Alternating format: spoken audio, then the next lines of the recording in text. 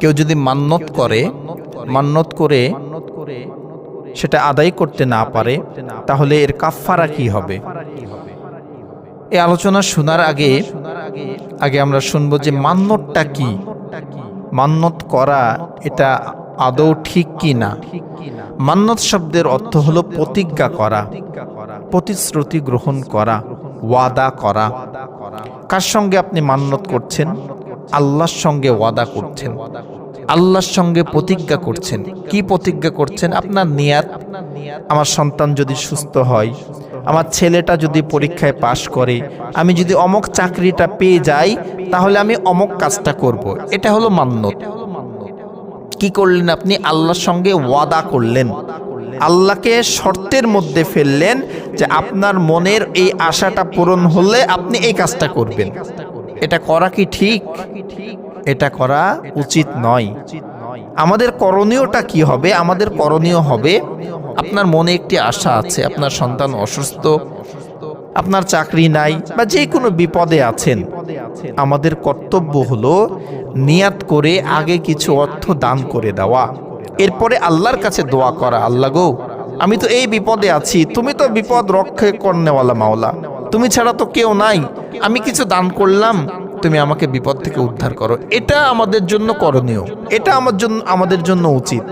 কিন্তু আমরা কি করি? মান্নত করি, আল্লাহর সঙ্গে কন্ডিশনে যাই। এটা উচিত নয়, এটা ঠিক নয়।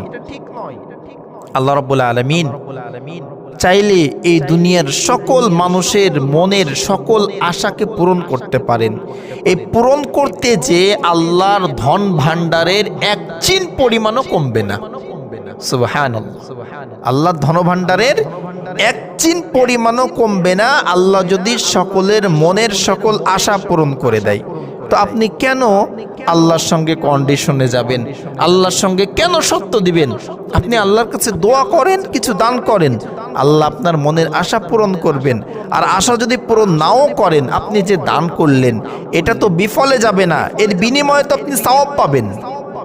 এখন আসুন, এই মান্নতের কাফফারা, এর কাফফারা কি? মান্নতের কাফফারা সম্পর্কে আল্লাহ রাব্বুল আলামিন পবিত্র কোরআনুল কারীমের 5 নম্বর সূরা মাইদা 89 নম্বর আয়াতে কারিমা দান করেছেন। সুবহানাল্লাহ। আমরা যে আবেগে পড়ে মান্নত করে ফেলবো আর পূরণ করতে পারবো না, এটা আল্লাহ জানেন, জেনেই আল্লাহ আগেই সমাধান দিয়ে দিয়েছেন। সুবহানাল্লাহ। আল্লাহ রাব্বুল আলামিন পবিত্র কোরআনুল কারীমের 5 নম্বর সূরাতুল মাইদা 89 নম্বর আয়াতে বলেন, লা ইউআখিযুকুমুল্লাহু বিল্লাগwi ফি আইমানিকুম ওয়ালাকিন ইউআখিযুকুম বিমা আক্কাদতুমুল আইমান فكفارته إطعام 10 مساكين من أوسط ما تطعمون أهليكم أو كسوتهم أو تحرير رقبة।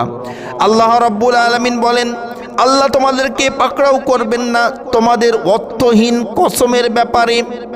অর্থহীন কসম মানে কসম করেছেন যার কোনো ভিত্তি নাই, মূল্য নাই। এর ব্যাখ্যা হলো, আপনি কোনো অবৈধ জিনিসের জন্য মান্নত করলেন, যেটা ইসলাম শরিয়াতে সাপোর্ট করে না, এরকম অবৈধ কোনো জিনিসের জন্য মান্নত করলেন, এই ব্যাপারে আল্লাহ ধরবেন না এবং এই মনের আশা আপনার পূরণ হবে না। কিন্তু এরপরে আল্লাহ বলছেন, ফাকাফফারাতুহু ইতআমু 10 মাসাকিন।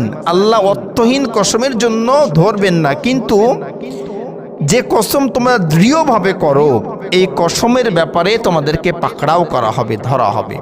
তো এই যে পাকড়াও থেকে বাঁচার জন্য, আল্লাহর ধরা থেকে বাঁচার জন্য আল্লাহ কাফফারা স্বরূপ বলছেন, তোমরা একটা কাফফারা হলো 10 জন মিসকিনকে খাবার খাওয়াও।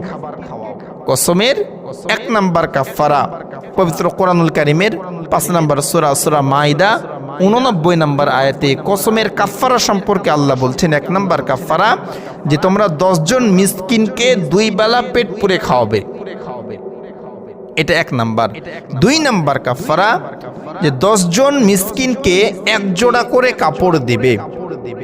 যদি আপনি 1 নাম্বার না পারেন, 2 নাম্বার না পারেন, 3 নাম্বার আল্লাহ বলছেন একটা গোলামকে আজাদ করে দেওয়া। যদিও বা এখন গোলাম প্রথাটা নাই, এই আইনটা বর্তমানে আমাদের জন্য না। 4 নম্বরে আল্লাহ বললেন যে তোমরা একাধারে 3টা রোজা রাখবে।